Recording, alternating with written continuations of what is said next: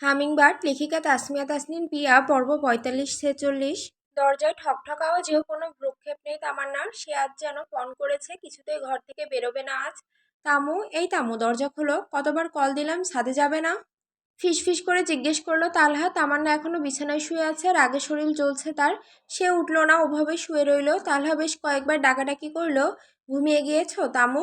হ্যাঁ, আপনিও গিয়ে ঘুমান। তালহা ফিক করে হেসে উঠল। মেয়েটার কণ্ঠে রাগ আর অভিমান স্পষ্ট। লক্ষ্মীটি আমার, প্লিজ এসো, আই মিস ইউ। শোয়া থেকে উঠে বসলো তামান্না। মেয়েদের একটাই সমস্যা, ভালোবাসার পুরুষ একটু মিষ্টি করে বললেই সব কিছু ভুলে যায়। তামান্নাও মন কম্পমান করে আস্তে আস্তে দরজা খুলে দিল। কি হয়েছে? কিছুটা রেগে জিজ্ঞেস করলো তামান্না। তালহা তামান্নার হাত দুটো নিজের হাতের মাঝে ধরে বলল, রাগ করেছো কেন সোনা বউ? বউ, এত ঢং করতে হবে না, কিছু হয়নি আমার। বুঝতে পেরেছি রেবেকাকে বাসায় পৌঁছানোর জন্য, তাই তো? বুঝলে আবার ঢং করেন কেন তালহা ভাই? তামান্না ভাই বলে ডাকাতে চোখ মুখ ফ্যাকাশে হয়ে গেল তালহার। তার জন্য ভাই ডাকতে হবে? কি করব বলো, ভাইয়ার আদেশ, তার উপর একটা মেয়ের নিরাপত্তার বিষয়। জানি তো। আচমকাই তালহা তামান্নাকে জোরে বুকে জড়িয়ে ধরল। তামান্না হঠাৎ স্তব্ধ হয়ে গেল। চোখ বড় করে চমকে উঠল। তার হৃদস্পন্দন বেড়ে গেল, শ্বাস প্রশ্বাস দ্রুত হতে লাগলো। মুহূর্তেই বুকে বেঁধে রাখা রাগ আর অভিমান যেন ভুলে গিয়ে তার শরীর ভরে গেল তালহার উষ্ণতায়। তালহার স্পর্শে তার মন এক অন্য জাগরণে পৌঁছালো, যা আগে কখনো অনুভব হয়নি। ছোট্ট এই আলিঙ্গনে দুজনের মাঝে দূরত্ব মুহূর্তেই মিশে গেল। লক্ষ্মীটি, অভিমান করে থেকো না। তামান্না থরথর করে কাঁপছে, লজ্জায় আর ভালোবাসার মিশেলে ঠোঁট দিয়ে কথা বের হচ্ছে না। আমি আমি ঘুমাবো, ছাড়ুন। তার কাঁপা কাঁপা গলায় কথা শুনে তালহা একটু হাসলো, তারপর আলতো করে তাকে মুক্ত করে দিল। সেও লজ্জায় লাল হয়ে উঠেছে, চোখ সরিয়ে নিচ্ছিল। দুজনের মধ্যে সে অদ্ভুত মিষ্টি নীরবতা বাস করছিল, যেখানে কথা কম, অনুভূতি বেশি। শুভরাত্রি, শুভরাত্রি। তালহা হাত দিয়ে মাথা চুলকাতে চুলকাতে নিজের ঘরের দিকে ধীরে ধীরে এগোতে লাগলো। অন্যদিকে তামান্না দরজা আটকে দেওয়ার পর দ্রুত দুরু দুরু করে বুকে হাত রেখে বিছানায় শুয়ে পড়ল। তার মন এখনো থমথমে, শরীরটা লজ্জা আর অদ্ভুত উষ্ণতায় ভরপুর।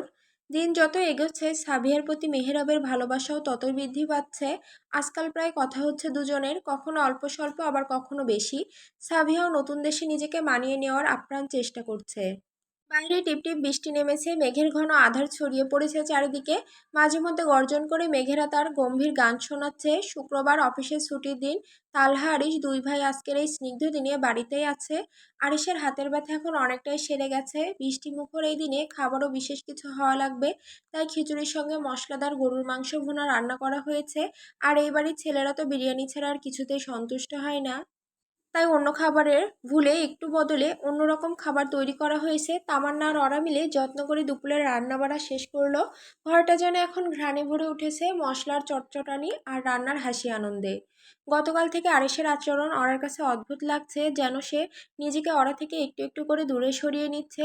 কথা বলতেও যেন মন করছে না, শুধু জরুরি কিছু বলে উঠে যাচ্ছে। এই হঠাৎ পরিবর্তন অরাকে শুধু অবাক করেনি, বরং তার মনকে আরো বেশি ব্যথিত করছে। এক ধরনের অকথিত কষ্ট, যা বুঝতে পারছে না কেন এমন হলো। অরার হৃদয় ঝড়ের মতো বিক্ষুব্ধ, আর পাশে থাকা মানুষটা যেন তার থেকে হিমশীতল দূরত্ব বজায় রাখছে। কাজকর্ম শেষে নিজের রুমে প্রবেশ করলো অরা।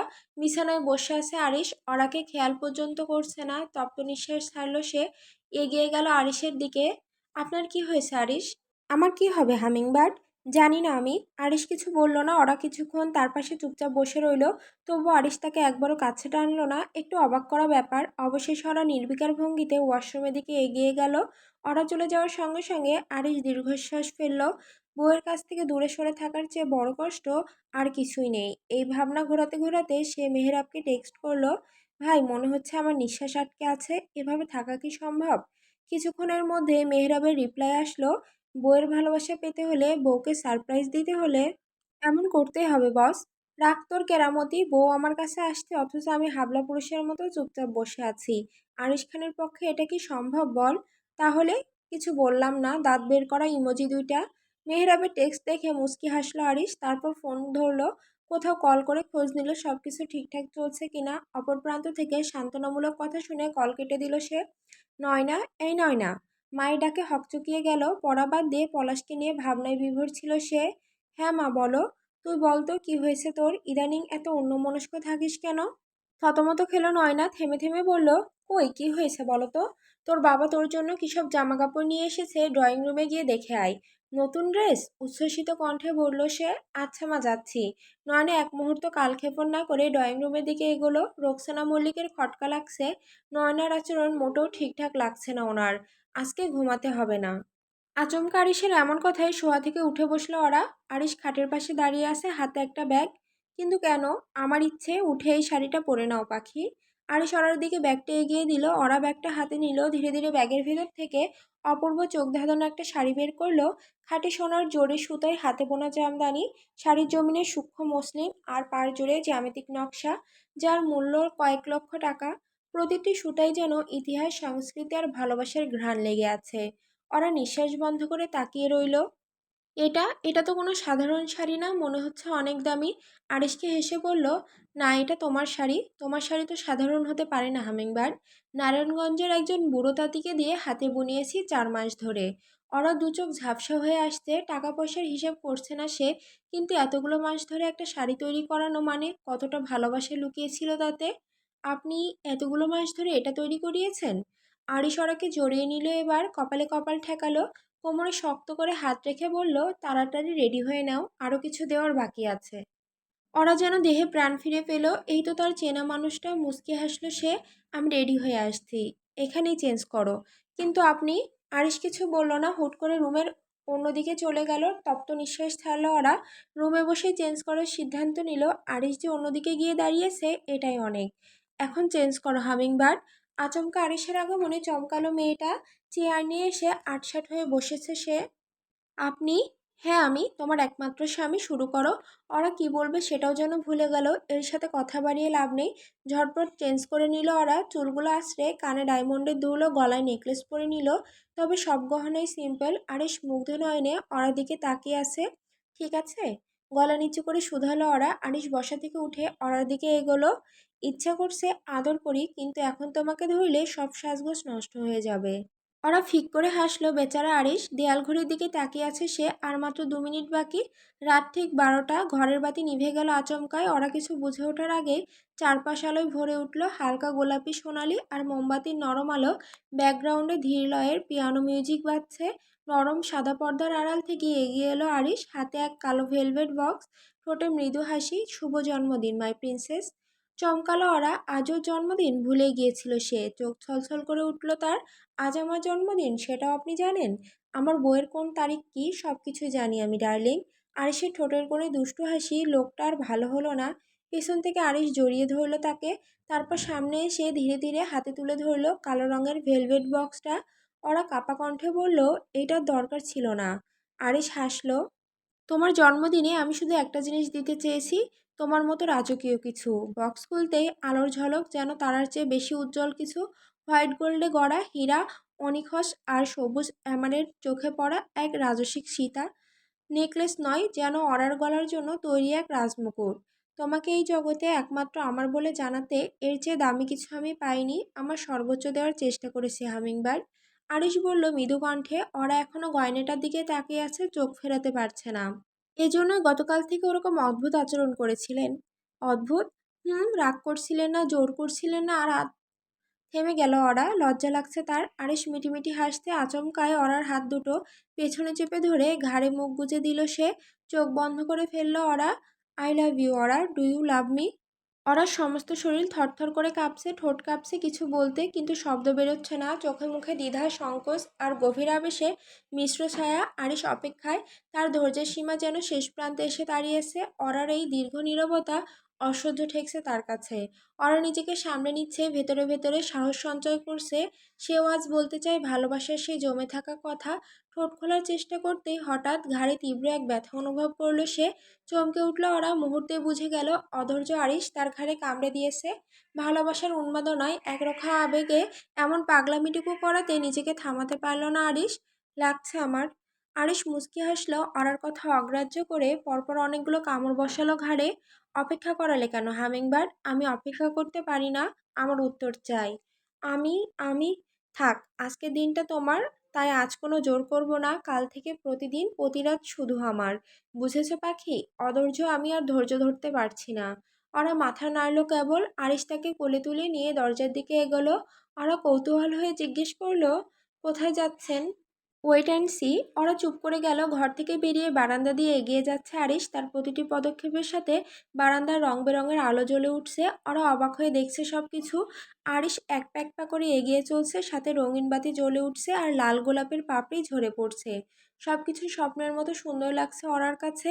এক পা এক পা করে তারা যখন সিঁড়ি বেয়ে নিচে নামছিল, তখন মনে হচ্ছিল তারা কোনো স্বপ্নের দৃশ্যের মাঝে হাঁটছে।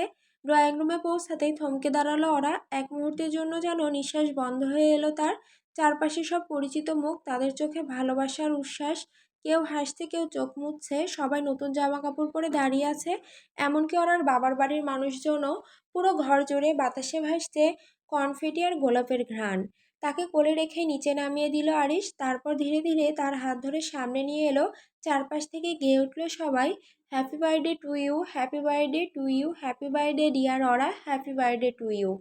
রোকসানা মল্লিক মেয়েকে শক্ত করে জড়িয়ে ধরলেন। মমতার স্নেহে ভরা একটুখানি চুমু রাখলেন মেয়ের গালে। নয়না আদরে আপ্লুত হয়ে বোনকে আলতো করে জড়িয়ে ধরেছে। চোখে তার আনন্দের দীপ্তি। চারপাশে ছড়িয়ে পড়েছে এক উষ্ণ ভালোবাসা ভরা আবহ। সবাই খুব খুশি, হাসির ঝিলিকে ভরে উঠেছে পুরো ঘরটা। ওরা সুখ আনন্দ সব একাকার হয়ে গেছে এই মুহূর্তে। তার চোখের কোণে জমে থাকা জলের বিন্দুগুলো গড়িয়ে পড়ল গাল বেয়ে। সে কখনো কল্পনাও করেনি যে তার জন্মদিন এমন বিস্ময় আর ভালোবাসায় ভরা হবে। আরিশ চুপচাপ পাশে দাঁড়িয়ে অরার প্রতিক্রিয়া দেখছে। সে চোখে চোখ রেখে মৃদু হাসলো।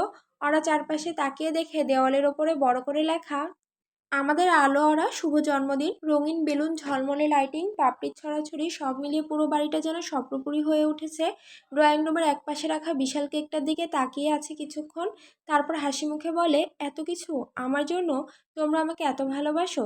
রোকসানা মল্লিক বললেন, তুই আমাদের পৃথিবী রে মা, তোকে ভালো না বাসলে কাকে বাসবো? নয়না হেসে বলে, তোর জন্য আজকের পুরো দিনটাই শুধু চমক আর চমক আপু, সব কিছু দুলাভাইয়ের কাজ। আরিশ সামনে এসে অরার কানে ফিসফিসিয়ে বলে, চলো কেক কাটো, এরপর আরো কিছু চমক বাকি আছে। ওরা বিস্ময়ের চোখে তাকায় ওর দিকে। আরো। আরিশ মুচকি হেসে চোখ টিপ দেয়। ওরা বুঝে যায় আজকের রাতটা শুধু তার আর শুধু আরিশের ভালোবাসায় মোড়ানো এক স্বপ্নের রাত হতে চলেছে। কেক কাটার পর বাড়ি ভরে ওঠে হাততালি, ক্যামেরার ফ্ল্যাশ আর হাসির রোলেও ওরা এক এক করে সবার মুখে কেক তুলে দিচ্ছে। সবার প্রথমে অবশ্য আরিশকেই খাইয়ে দিয়েছে। কেক খাওয়া শেষে আরিশ দূরে দাঁড়িয়ে কিছু একটা নিয়ে ব্যস্ত। ওরা খেয়াল করলেও কিছু বুঝতে পারছে না। হঠাৎ ঘরের আলো নিভে গেল, চারিদিকে অন্ধকার, সকলে চুপ হয়ে গেছে। ঘর জুড়ে নেমে এসছে গভীর অন্ধকার। তারপরে চারিদিক থেকে একসাথে নীলচে বেগুনি রূপালি আলো ছড়িয়ে পড়ল। দেয়াল, ছাদ, মেঝে সবকিছু হারিয়ে গেল কোনো এক বিশাল গ্যালাক্সির ভেতর। তারার ঝিলিমিলি, ঘুরছে গ্রহ, উড়ছে উল্কা, দূরে সরে যাচ্ছে নীহারিকা। ঘর নয়, মনে হয় ওরা দাঁড়িয়ে আছে অনন্ত মহাকাশের মাঝে। চোখের সামনে দিয়ে বয়ে যাচ্ছে একটার পর একটা অসাধারণ দৃশ্য। একবার ধূসর চাঁদ, আবার কোনো লাল গ্রহ। এক এক কোণ থেকে ভেসে আসছে নরম স্পেস স্ফোনি, যেন মহাবিশ্ব নিজেই তার কানে গাইছে। আর এই সব কিছুর মাঝে সামনে দাঁড়িয়ে আছে আরিশ। আলো এসে পড়ছে তার মুখে, হাতে ধরা একটা ছোট্ট রিমোট। আরিশ হেসে বলল, তোমার জন্য গোটা মহাবিশ্ব এনে দিলাম humming bird. Now tell me, will you be the queen of my universe? অরার চোখ বিস্ময়ে ছলছল করে ওঠে। সে কিছু বলতে পারে না, শুধু এক ধাপ এগিয়ে এসে আলতো করে জড়িয়ে ধরে আরিশকে। চমকালো আরিশ। ওরা সবার সামনে এভাবে তাকে আলিঙ্গন করলো। ওরা কাঁপা কাঁপা গলায় বলল, yes, I want nothing more than to be the queen of your universe. স্বস্তি নিঃশ্বাস ছাড়ল আরিশ। এতগুলো মাস পর ওরা আজ নিজে থেকে তার জগতের রানী হতে চেয়েছে। অবশেষে একটা সুস্থ স্বাভাবিক জীবন পেতে চলেছে সে। ওকে হামিংবার্ড, এখন ছাড়াও সবাই তাকিয়ে আছে। এসবের জন্য সারা রাত পড়ে আছে। বিশ্বাস করো, আজকে তোমাকে এক সেকেন্ডও ঘুমাতে দেব না। শেষের কথাগুলো ফিসফিস করেই বলল আরিশ। ওরা লজ্জায় তৎক্ষণাৎ তাকে ছেড়ে কিছুটা দূরে সরে দাঁড়ালো। তালহা, তামান্নার নয়নায় এগিয়ে এলো ওরার দিকে। পাশেই দাঁড়িয়ে আছে আরিশ, ঠোঁটে মুচকি হাসি। অরার চোখে সে স্পষ্ট ভালোবাসার ঝিলিক দেখেছে। এই ভালোবাসা পাওয়া মানে আরিশের জন্য যেন গোটা পৃথিবীটাই জিতে দেওয়া। আপু, ভাইয়াকে বলো না আমাদের ব্ল্যাক হোলটা দেখাক। নয়না উচ্ছ্বসিত গলায় বলল। আরিশ হাতে রিমোটটা তুলে কয়েকটা বোতামে চাপ দিল। মুহূর্তেই দৃশ্যটা বদলে গেল। ঘরের মাঝখানে এক স্বচ্ছ কাচের উপর ভাসছে একটি হলোগ্রাফিক সৌরজগৎ। নক্ষত্রগুলোও ধীরে ঘুরছে, মাঝে মাঝে উল্কা ভেঙে পড়ছে প্ল্যানেটে। হঠাৎ একটি ব্ল্যাক হোল তৈরি হয়ে গ্রাস করে নিচ্ছে একটি নীল গ্রহকে। নয়না, তালহা, অরা, তামান্না সবাই চোখ মেলে তাকিয়ে থাকে, বিস্ময়ের অতলে ডুবে যেতে থাকে। সব কিছু একেবারে বাস্তব মনে হচ্ছে। নয়না তো হাঁ করে তাকিয়ে দেখছে সব কিছু। Wow, it's amazing. নয়নার চোখে মুখে বিস্ময়ের ছাপ। আরও কিছু দেখাবো নয়না? আরিশ একটু রহস্যময় হাসি এসে জিজ্ঞেস করলো। নয়না সঙ্গে সঙ্গে মাথা নেড়ে সায় দিল। অরাসহ সবার চোখে মুখে বিস্ময়ের ঝিলিক, অসীম আর অজানায় প্রতি তাদের কৌতূহল যেন আরো বেড়ে উঠল।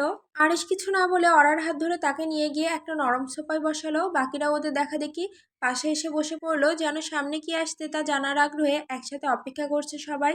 ঘরটা ঘুটঘুটে অন্ধকার, অথচ কোথাও একটু ভয় নেই, বরং যেন মাথার উপর ছড়িয়ে আছে কোটি কোটি তারা, রঙিন গ্যাস ক্লাউড, ছায়াপথের ঘূর্ণি। নয়না আর অরা দুজনেই নরম সাদা বসে আছে, চোখ উপরের দিকে স্থির।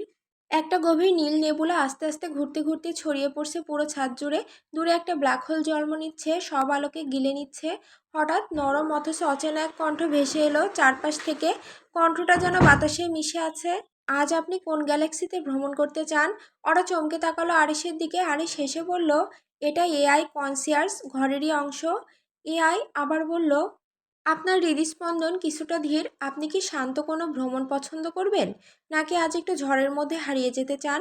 ওরা চুপচাপ বসে রইল। নয়না হালকা গলায় বলল, আমরা কিছু নতুন কিছু চাই, খুব পুরনো কোনো গ্যালাক্সি যেটা হয়তো এখন আর অস্তিত্বেই নেই।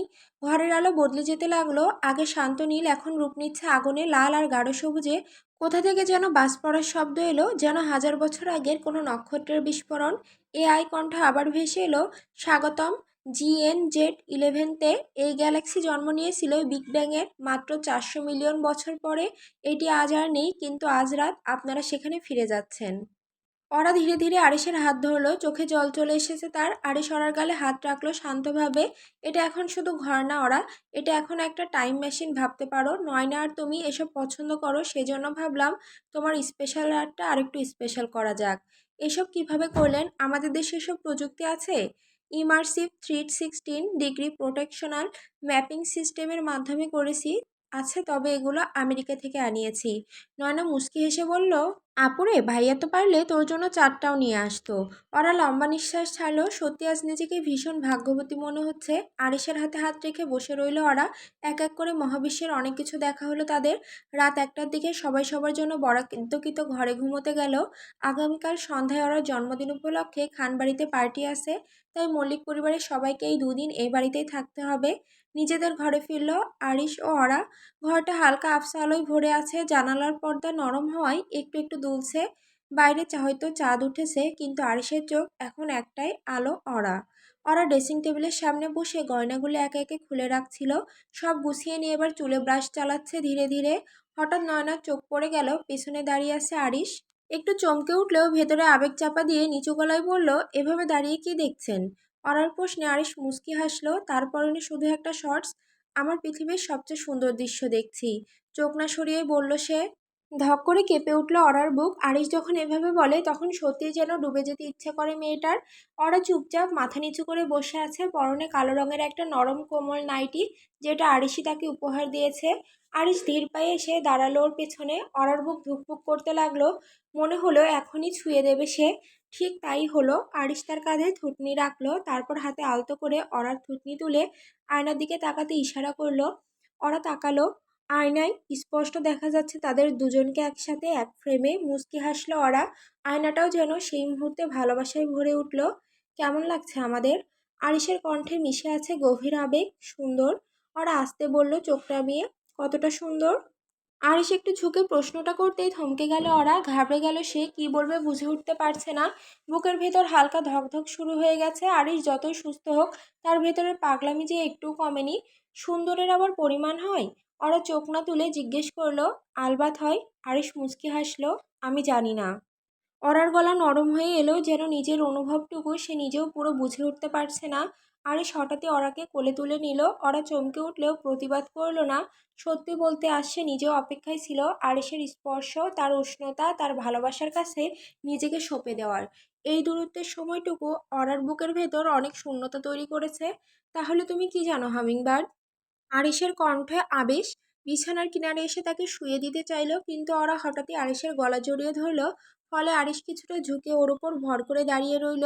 চোখে চোখ পড়তেই সময়টা যেন থেমে গেল। ওরা আরিশের কানের কাছে মুখ নিয়ে ফিসফিস করে বলল, congratulation mister Tejrin Khan Arish, I love you. এক মুহূর্তে সব শব্দ যেন থেমে গেল। আরিশ চুপ করে রইল। তার চোখে মুখে নীরব বিস্ময়, শব্দহীন ভালোবাসার ভারে যেন চারপাশ নিঃশব্দ হয়ে এলো। সবকিছু তার কাছে এক মুহূর্তে বরফের মতো স্থির হয়ে গেছে, গলে যাওয়ার আগ মুহূর্তের মতো নিঃশব্দ।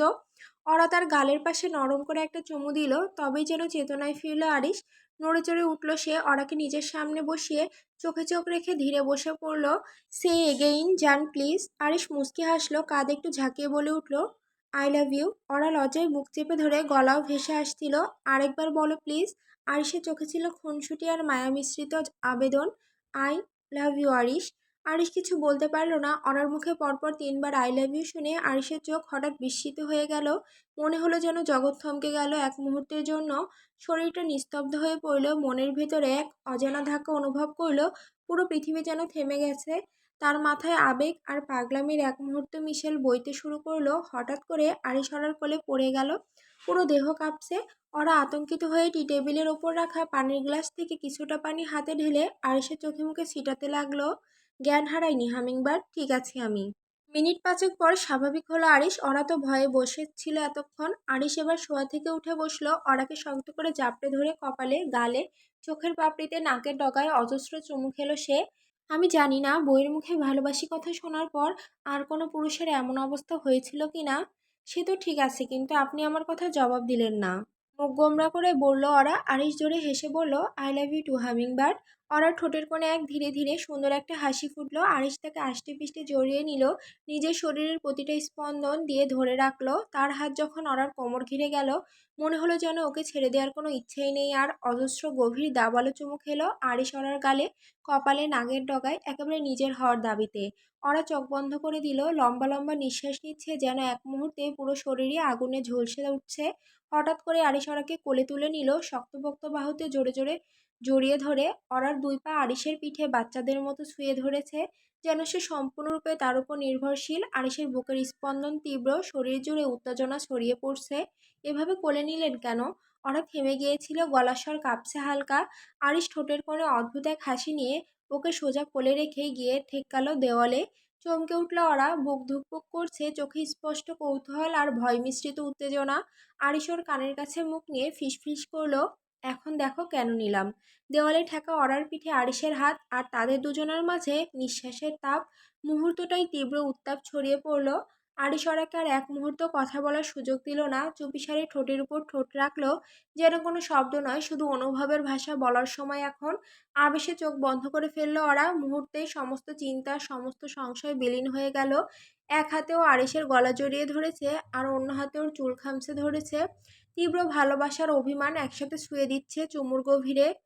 তারপর যখন সময়টা একটু আর নিয়ন্ত্রণে থাকে না, আরিশ ধীরে ধীরে ওকে চুমু থেকে আলগা করলো এবং আচমকাই কোমরে হাত দিয়ে নরমভাবে ওরাকে দাঁড় করিয়ে দিল। তাদের নিঃশ্বাস ভারী, চোখে চোখ লেগে আছে, যেন পরের মুহূর্তে ঝড় উঠবে। কি হলো? ওরার অস্থির লাগছে, অনুভূতি সামলাতে হিমশিম খাচ্ছে সে। আরিশের ঠোঁটের কোণে রহস্যময়ী হাসি। ওরার গাল টেনে দিয়ে বলল সে, আজকে নয় পাখি, এটা তোমার ইচ্ছেতে ফার্স্ট টাইম, সুতরাং স্পেশাল ফিল করাবো তোমায়, এজন্য অপেক্ষা করতে হবে। চলো আজ ঘুমিয়ে যাই। ওরা মুখ ফুটে বলতে পারছে না কিছু। ভদ্রলোকের উপর ভীষণ রাগ হচ্ছে তার। এমন তো নয় এটা প্রথমবার। নিজে জোর করে কতবার কি করেছে, এখন আবার স্পেশাল দরকার তার। তপ্ত নিঃশ্বাস ছাড়লো ওরা। আরিশ তাকে নিয়ে বিছানায় গেল। কি হয়েছে, খারাপ লাগছে? না তো, খুব উৎফুল্ল বোধ করছি, একেবারে আনন্দে ভেসে যাচ্ছি। অরার আগে চিবিয়ে চিবিয়ে বলল কথাগুলো। আরিশ অরার মুখের এক্সপ্রেশন দেখে শব্দ করে হেসে উঠল তাতে। এত এক্সাইটেড, দেখবো কতক্ষণ সহ্য করতে পারো আমাকে। অরা পাশ ফিরে শুয়ে রইল। আরিশ হাতে ফোন নিয়েছে কেবল। নিউজ ফিড স্ক্রল করতে করতে আচমকা একটা পোস্ট চোখে আটকে গেল তার। মুহূর্তেই মেজাজ বিগড়ে গেল। অরা অন্যদিকে ফিরে শুয়ে থাকায় কিছু টের পেল না। আরিশ নড়ে চড়ে শোয়াতে অরা তার দিকে ফিরল। তখনই আরিশের রাগান্বিত চোখ মুখ দেখে কিছুটা ঘাবড়ে গেল মেয়েটা। কি হয়েছে আপনার? পাশের বাসার আন্টি। কি? পাশের বাসার আন্টি নামে একটা পেজ তোমার নাম নিয়ে বাজে কথা বলেছে। ওরা ফোনের স্ক্রিনে তাকালো, পেজের নাম খেয়াল করলো, তারপর পোস্ট।